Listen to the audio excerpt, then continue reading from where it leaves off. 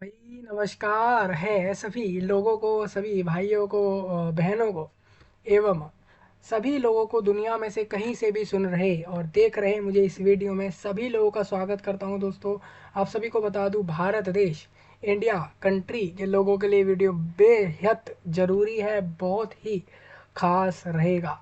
जैसे कि आपको पता है दोस्तों, अभी भारत देश के राजस्थान राज्य से ये वीडियो बहुत खास रहेगा।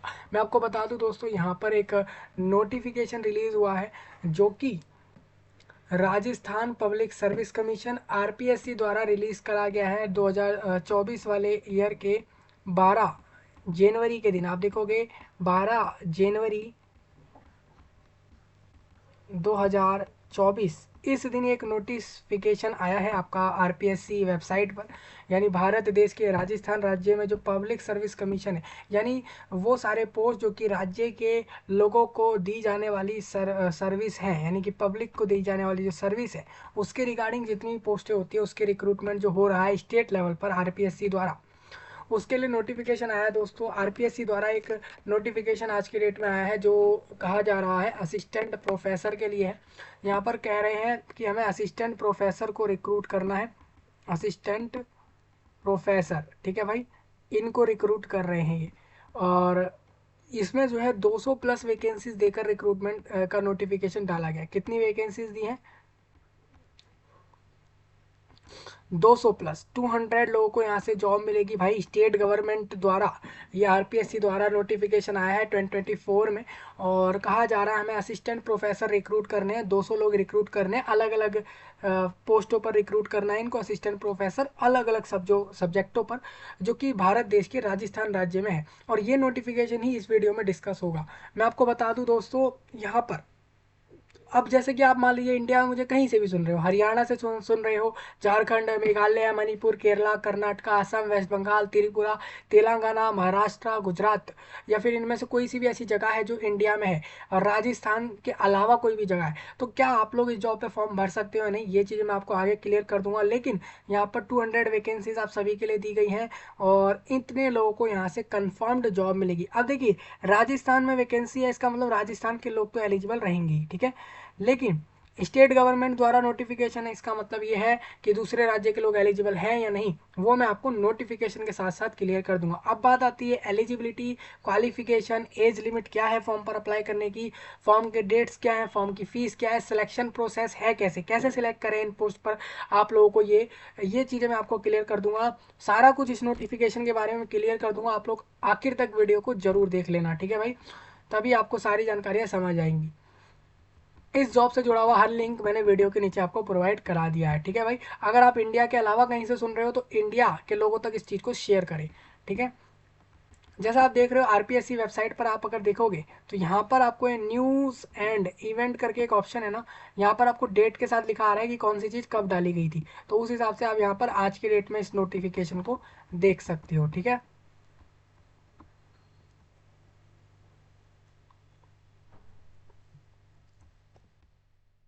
चलिए मैं आपके साथ नोटिफिकेशन डिस्कस कर देता हूँ बिना किसी देरी के।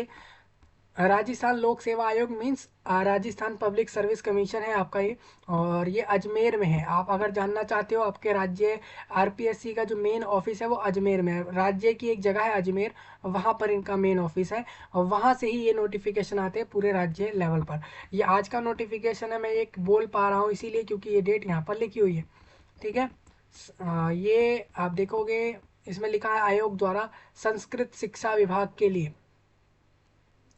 राजस्थान संस्कृत शिक्षा यानी महाविद्यालय शाखा नियम 2022 के अंतर्गत ये आपके सहायक आचार्य मीन्स हो जाता है असिस्टेंट प्रोफेसर को रिक्रूट कर रहे हैं। 200 लोगों को यहाँ से वैकेंसी पर जॉब देंगे, ऑनलाइन सबको फॉर्म भरना है, ठीक है।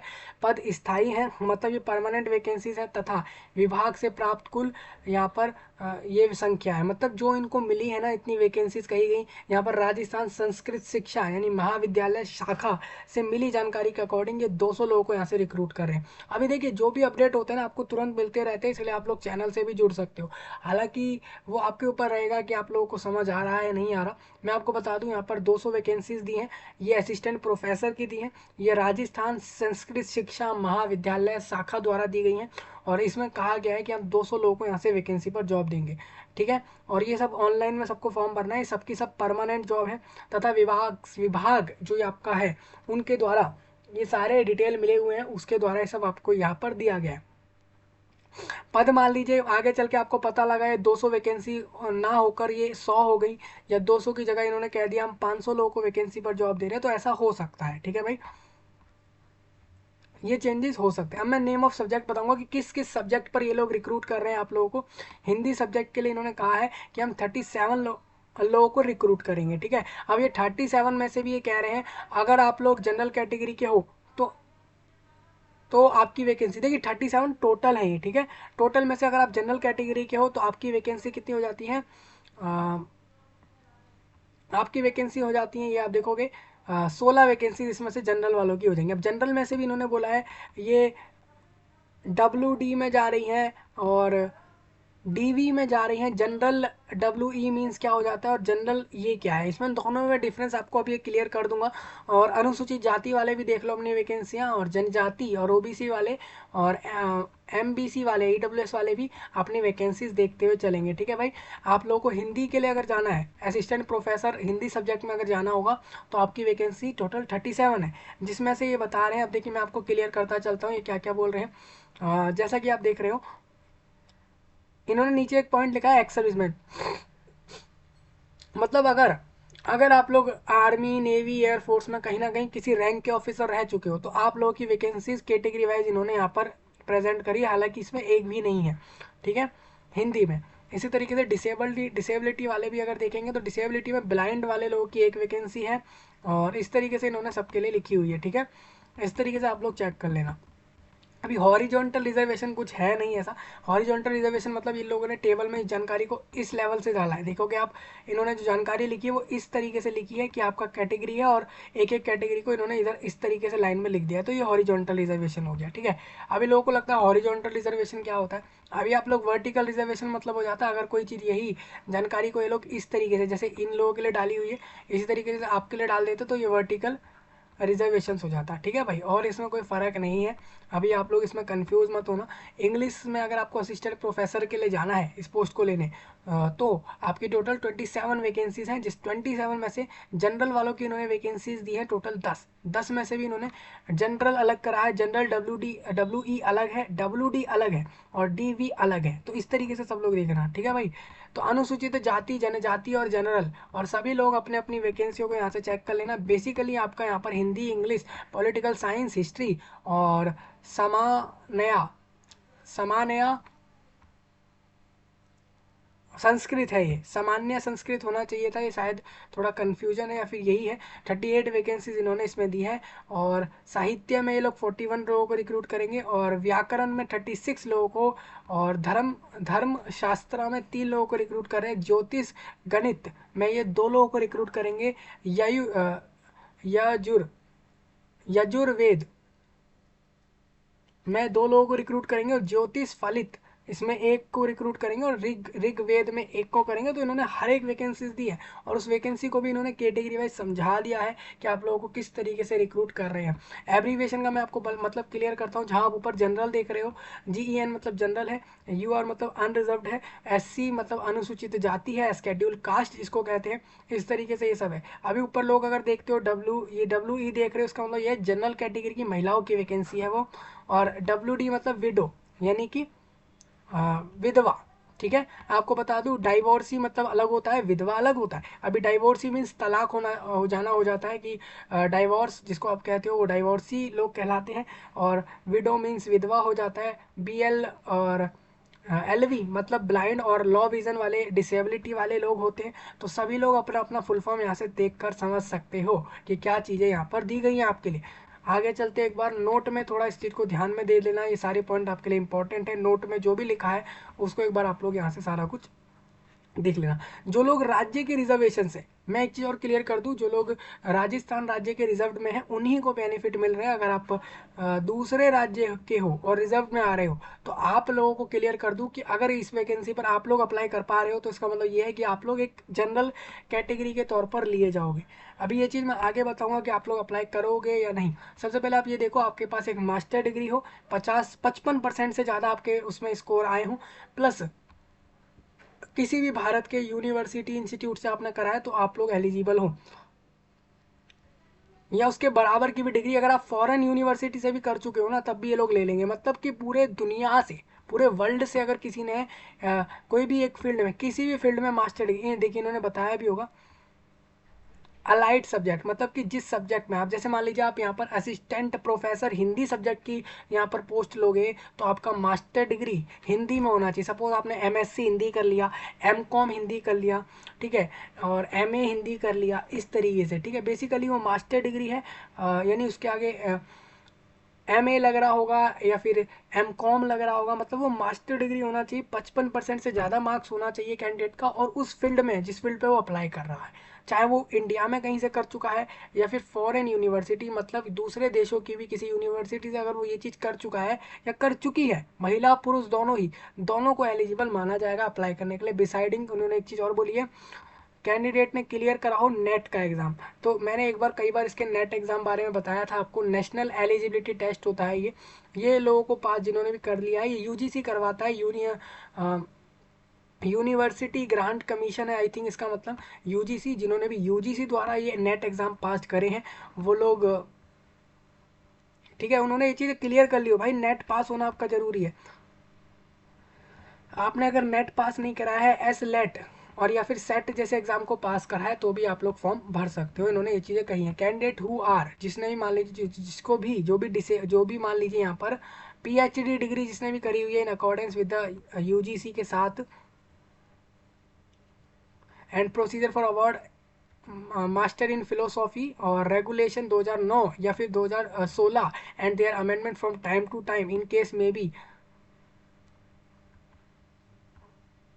एंड अपॉइंटमेंट ऑफ एसिस्ट, ठीक है, इन्होंने एक चीज़ कही है, मान लीजिए आपने नेट का एग्जाम नहीं दिया, सेट का एग्जाम नहीं दिया, एस लेट का एग्जाम भी नहीं दिया, और मान लीजिए आप लोग अगर एक पीएचडी कैंडिडेट हो या फिर मास्टर इन फिलोसॉफी वाले कैंडिडेट हो तो आप लोग भी फॉर्म भर सकते हो, लेकिन वो आपका मास्टर इन फिलोसॉफी और पीएचडी डिग्री जो है वो 2009 या 16 वाले रूल्स तक का ही माना जाएगा।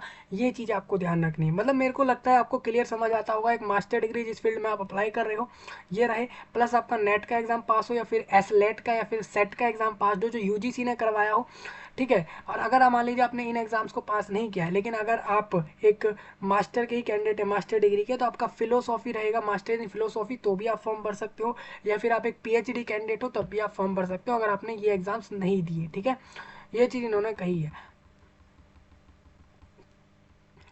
हाँ, लेकिन वो चीज़ें 2009 और 2016 वाला ईयर इन्होंने दिया है, उसके हिसाब से जब वो रूल चल रहे थे उसको आपको ध्यान रखना है, इसीलिए इनमें एक एक ईयर और एक एक डेट का इम्पोर्टेंट हो जाता है, इम्पोर्टेंस हो जाता है, ठीक है।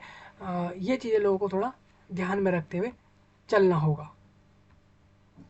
PhD candidates shall be exempted from the requirement of, देखिए इन्होंने क्लियर कहा है पीएचडी वाले से ये लोग नेट का एग्जाम और सेट जैसे एग्जाम्स को पास नहीं मांगेंगे, लेकिन उसको बाकी क्राइटेरिया फुलफिल करना है, जैसे कि उसको डिग्री जो मिली है पीएचडी की वो रेगुलर मोड में मिली हो, रेगुलर मोड में पास करी हो, और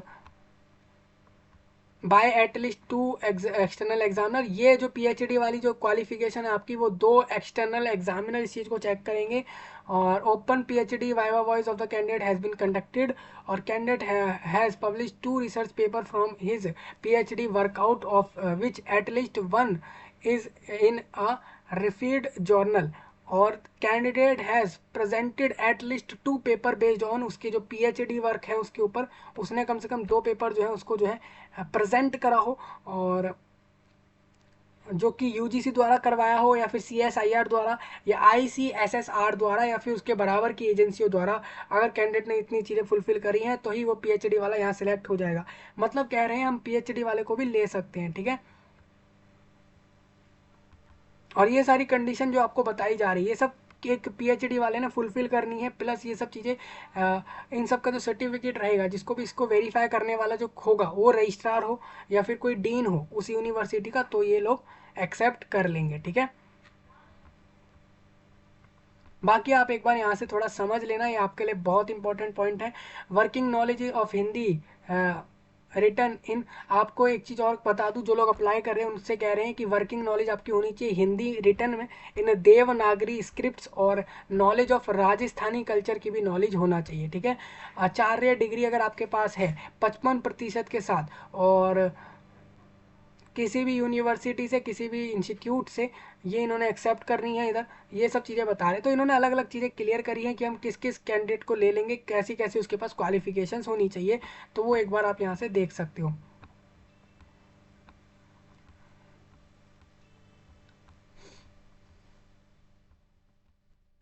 अब मैं आपको शैक्षणिक अर्हता दोबारा एक बार क्लियर कर दूं कि अगर मान लीजिए आप अपनी पढ़ाई कर रहे हो, अभी जो भी ये क्वालिफिकेशन ले रहे हैं, और आप उसके लास्ट ईयर में हो, या सम्मिलित होने वाला व्यक्ति भी आवेदन करने के लिए पात्र होगा। देखिए इन्होंने बोला है जो फाइनल ईयर में है वो लोग भी फॉर्म भर सकते हैं अपने क्वालिफिकेशन में, जो लोग भी लास्ट साल में है अपने, वो लोग भी फॉर्म भर सकते हैं।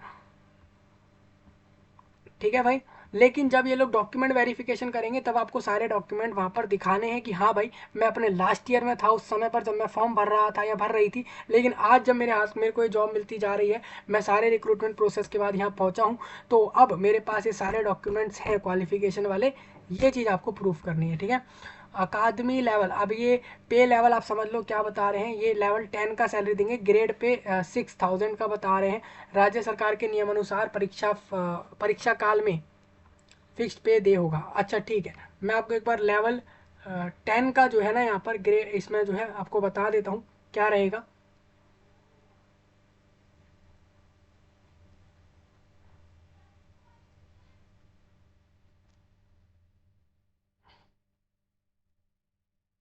लेवल 10 इन्होंने दिया है, तो एक बार इसको थोड़ा इसे क्लियर करेंगे कि लेवल 10 में ये क्या बता रहे हैं, उसको आपको एक बार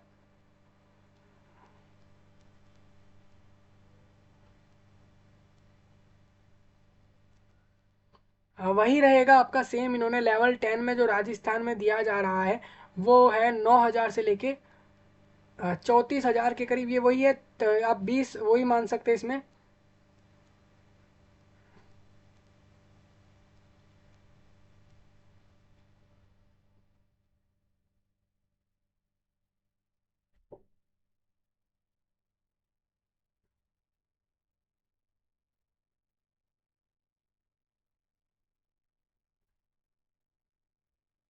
तो इसमें मैं आपको देख के भी बता देता हूँ, इसमें इन्होंने एक्चुअल डेटा दिया नहीं है, अगर आगे दिया होगा तो इसको क्लियर करेंगे।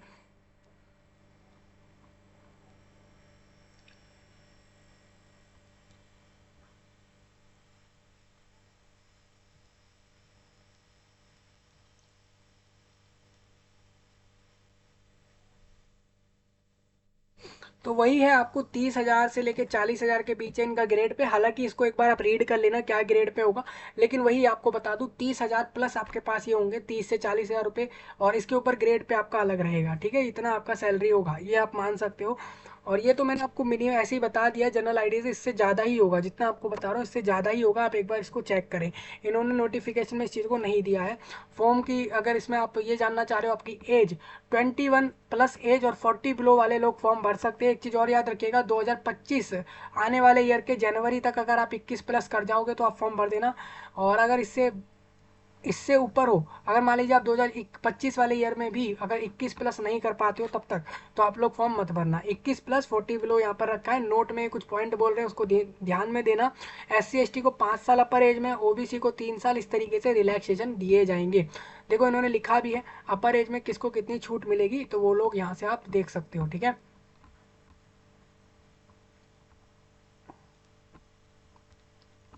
चयन प्रक्रिया लोगों को अगर जानना है कि कैसे सिलेक्ट करेंगे, तो का चयन प्रतियोगी परीक्षा व साक्षात्कार के, यानी इंटरव्यू कह लीजिए, के माध्यम से किया जाएगा।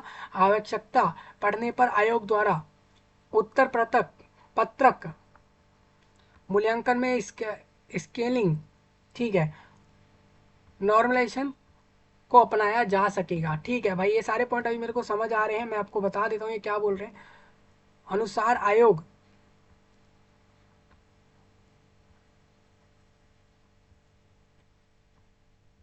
योग के अनुसार तैयार की गई मेरिट के क्रम में ठीक है। अब देखिए मेरे को समझ आ गया, ये लोग सिलेक्शन ऐसे करेंगे, पहले आपका एक तो प्रतियोगी यानी कि एक कॉम्पिटिशन एग्जाम करा लेंगे आपका, वो एग्जाम लिखित एग्जाम होगा, उस एग्जाम के बाद ये आपका इंटरव्यू कराएंगे और दोनों में जो लोग पास कर जाते हैं उन लोगों को एक फाइनल मेरिट लिस्ट में डालकर सिलेक्ट करके जॉब दे देंगे। ये इनका प्रोसेस है, ठीक है। और अगर आप ये जानना चाह रहे हो कि नॉर्मलाइजेशन क्या है और ये स्केलिंग क्या है और मॉडरेशन क्या है, मैं आपको बताना चाहता हूँ। अगर एक से ज़्यादा शिफ्ट में इस एग्जाम को लिया गया तो ये यहाँ पर एक नॉर्मलाइजेशन फॉर्मूला यूज होगा, जो कि हर एक कैंडिडेट के साथ एक सही लेवल का उसमें मार्किंग हो सके उसके बिहाफ पर। मतलब कि नॉर्मलाइजेशन तब यूज करा जाता है, मान लीजिए किसी कैंडिडेट को ज़्यादा फायदा भी ना हो, किसी को नुकसान भी ना हो, हर एक के साथ एक एक्चुअल लेवल का रिजल्ट आ सके, उसके लिए उसको यूज करा जाता है, एक फॉर्मूला होता है, ठीक है। ये तभी होता है जब एक से ज़्यादा शिफ्ट में एग्जाम होता है। परीक्षा का स्थान व माह बता दूं, परीक्षा स्थान व माह मैं आपको आगे बता दूंगा, अभी इसमें नोटिस में नहीं है। मतलब ये एग्जाम कब होगा और कहाँ होगा, मतलब किस महीने में होगा और किस जगह पर होगा, ये चीज़ अभी नहीं आई है। ये चीज़ आप यहाँ से समझ सकते हो।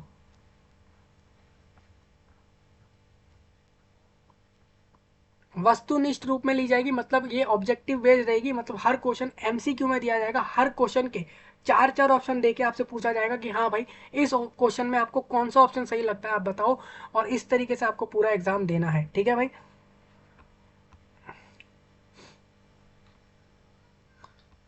ऑब्जेक्टिव बेस्ड है, मतलब सारे क्वेश्चंस में आपको ऑप्शंस मिलेंगे, आपको टिक करके आना है कि आपको कौन सा आंसर सही लग रहा है।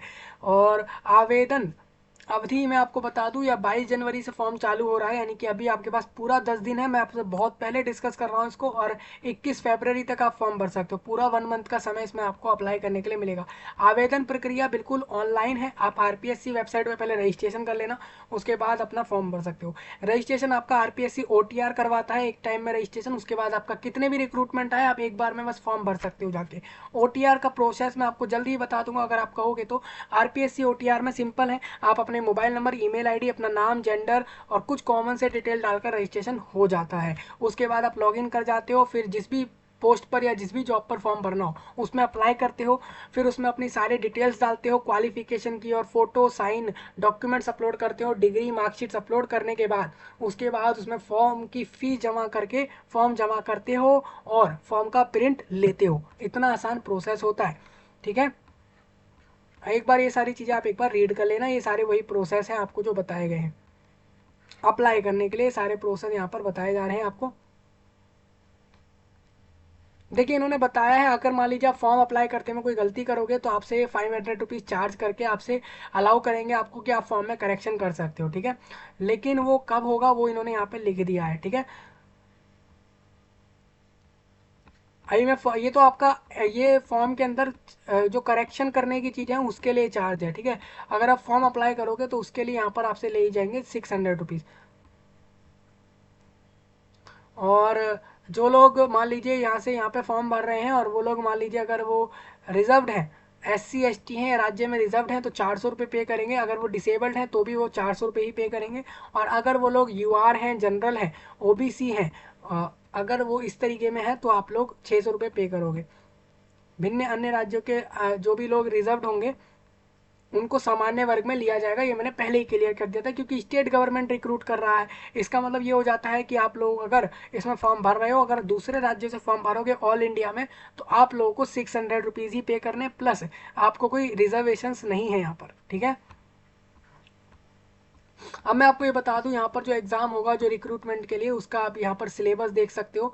यहाँ पर एक रिटर्न एग्ज़ाम होगा, एक आपका इंटरव्यू होगा। रिटर्न एग्ज़ाम है, आप देख लो 3 पेपर होंगे आपके, पेपर 1 2 3। एक subject concern with the post, subject concern with the post, मतलब कि आप जिस पोस्ट पे अप्लाई कर रहे हो, असिस्टेंट प्रोफेसर में सपोज आपको हिंदी के लिए जाना है तो आप यहाँ पर हिंदी असिस्टेंट प्रोफेसर का जो सब्जेक्ट रहेगा उसके आप यहाँ पर 150 क्वेश्चन जो है करोगे, 150 मार्क्स का उसको अटेम्प्ट करोगे, ठीक है। बाकी आपका जनरल स्टडीज़ राजस्थान राज्य के लिए की रहेंगी, जिसमें आपके 50 मार्क्स का पेपर रहेगा, 200 नंबर का ये पेपर रहेगा। आप याद रखिएगा सब्जेक्ट वाले जो हैं 2 पेपर होंगे 3 3 घंटे में, और 50 नंबर का राजस्थान की जनरल स्टडी रहेगी जो कि 2 घंटे में करवा के इसको कंप्लीट करा लिया जाएगा, ठीक है। इंटरव्यू आपका यहाँ पर 24 नंबर का होगा और to the extent of 3 time जितनी वैकेंसी ये दे रहे हैं, मतलब इन्होंने 200 लोगों को रिक्रूट करने को बोला है, यानी कि ये लोग 600 लोगों को इंटरव्यू में बैठाने वाले हैं। ठीक है, ये इन्होंने पहले ही डिसाइड कर दिया है कि हम 600 लोगों को ही इंटरव्यू में ले जाएंगे, क्योंकि ये वैकेंसी का 3 टाइम है। अब अगर लोगों को सिलेबस, अब देखिए एक चीज़ और याद रखिएगा, आपको यहाँ पर shall recommended at any candidate fail to obtain, आपको 40% मार्क्स कम से कम इस एग्ज़ाम में लाने होंगे। मेन मान के चलिए कि आपका हर एक क्वेश्चन एक एक मार्क्स का रहेगा, ये आप मान सकते हो। एक चीज़ और आपको बता दूँ, आप लोगों को 200 में से जो भी लोग 40% मीन्स 80+ मार्क्स लाने वाले लोग ही आगे पहुँचेंगे, 80+ वाले। और अगर आप 36%, यानी कि अगर आप मान लीजिए यहाँ पर इन ईच पेपर, ठीक है भाई, ये 40% मार्क्स आपको हर पेपर में लाने हैं। हर पेपर में मतलब आपको ये जो 75 मार्क्स आप देख रहे हो, इसमें से आपको 75 मार्क्स का 40% आपको लाना है, यानी 3.5, 7.5 इसका 10% है, यानी कि 15 इसका जो है वो 20% है। हाँ, तो इसका मतलब 30 से जो लोग ज़्यादा नंबर ले आते हैं इस वाले और इस वाले पेपर में, वो लोग अपने आप को पास माने। और ये जो 50 वाले नंबर का है, इसमें आपको 20+ मार्क्स अलग से लाना है। इन तीनों पेपर में अलग अलग से पास करना है आपको। और एग्रीगेट कह रहे हैं, आप अलग से तो सबको पास करोगे, और ऑल ओवर अगर आपके 36% आ रहे हैं टोटल में से 200 में से, अगर जो लोग भी मान लीजिए 72+ मार्क्स लाएंगे, वही लोग अपने आप को फाइनल देख पाएंगे अगले रिजल्ट में इंटरव्यू के लिए। याद रखिएगा, अगर आपके मार्क्स इसके हिसाब से क्वालिफाई हो भी जाए, और मान लीजिए आप नहीं देख रहे हो अपने आप को इंटरव्यू के लिए, इसका कारण सिंपल यही है कि आप लोग टॉप के 600 लोगों में नहीं आ रहे हो। इसका मतलब साफ साफ यही है। सिलेबस आपको बताता चलूँ क्या रहेगा, आप देखोगे तो यहाँ पर ये आपको एक जो ये एग्ज़ाम करवाएंगे, कैसे करवा रहे हैं मैं आपको बता देता हूँ। यहाँ पर ये आपको 5 ऑप्शन देंगे हर क्वेश्चन के। पांचवा ऑप्शन इसलिए रहेगा कि मान लीजिए आप किसी क्वेश्चन को अटेम्प्ट नहीं कर रहे हो, तो आप पांचवा सर्कल फिल कर देना, जो ये दर्शाता है पांचवा ऑप्शन कि आप उस क्वेश्चन को छोड़ रहे हो। ठीक है, ब्लू बॉल पॉइंट पेन से इस एग्जाम को देना होगा आपको। It is mandatory to fill, एक ऑप्शन आपको हर क्वेश्चन में भरना ही भरना है। अगर आप कोई क्वेश्चन छोड़ भी रहे हो, तो ऑप्शन 5 वाला सर्कल डार्क करके आना। ठीक है भाई, इस तरीके से आपको अटेम्प्ट करना है।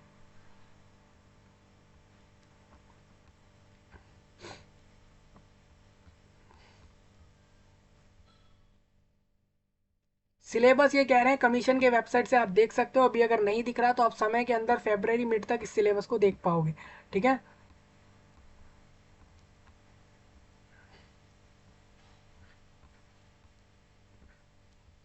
अब ये रिक्रूटमेंट का एग्जाम राजस्थान में ही होगा, राजस्थान में ही सेंटर्स होंगे। अगर आप अन्य राज्यों से फॉर्म भरोगे, तो राजस्थान में ही आपको इसके एग्जाम को देने जाना है, और जॉब भी राजस्थान राज्य में ही करनी होगी। ये चीज़ आपके लिए क्लियर यहाँ से है। जो लोग अभी करेंटली कहीं किसी सरकारी विभाग में कहीं ना किसी पोस्ट पर काम कर रहे हैं, तो वो एक नो ऑब्जेक्शन सर्टिफिकेट फॉर्म लगाएंगे अप्लाई करते वाले फॉर्म में, जिससे वो ये क्लियर हो सके कि आप जहाँ काम कर रहे हो उनको कोई ऑब्जेक्शन नहीं है, आप इस रिक्रूटमेंट में शामिल हो सकते हो। ठीक है भाई,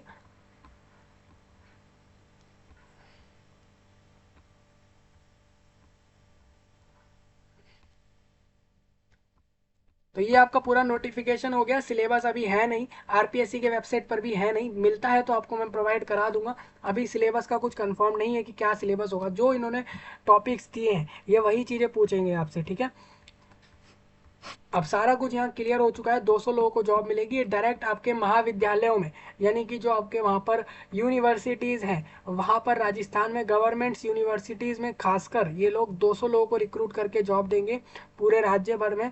और ये लोग जो 200 होंगे, वो इंडिया में कहीं से भी जाकर इन जॉब्स को ले सकते हैं। और असिस्टेंट प्रोफेसर का वैकेंसी दिया है इन्होंने, सारे के सारे गवर्नमेंट जॉब है। सैलरी अगर आप जानना चाहते हो तो लेवल 10 दिया है इन्होंने, जो कि मेरे हिसाब से ये 30-40 हज़ार होता है, इससे भी ज़्यादा होगा, कन्फर्म्ड इससे ज़्यादा ही होगा।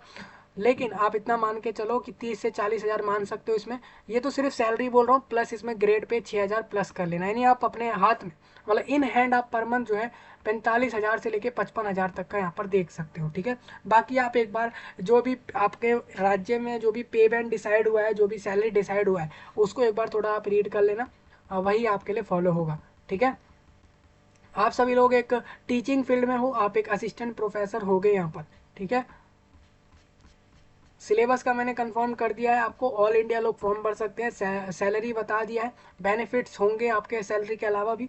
और फॉर्म के डेट्स 21 फरवरी लास्ट डेट है, 600 रुपये सबसे फॉर्म के लिए जा रहे हैं। हालांकि अगर आप राज्य में रिजर्व हो तो आपको 400 रुपीज़ ही पे करने हैं सिर्फ।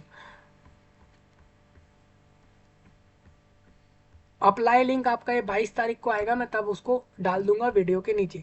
अभी सारी जानकारी सबको क्लियर हो गई होगी। आप इसमें कोई भी डाउट लगाओ कमेंट में आप बता सकते हो। इस जानकारी को पूरे दुनिया में शेयर करो, खासकर इंडिया में एक एक लोगों तक शेयर करो। चलिए मिलते हैं आपसे नए टॉपिक में, तब तक के लिए आप सभी का धन्यवाद।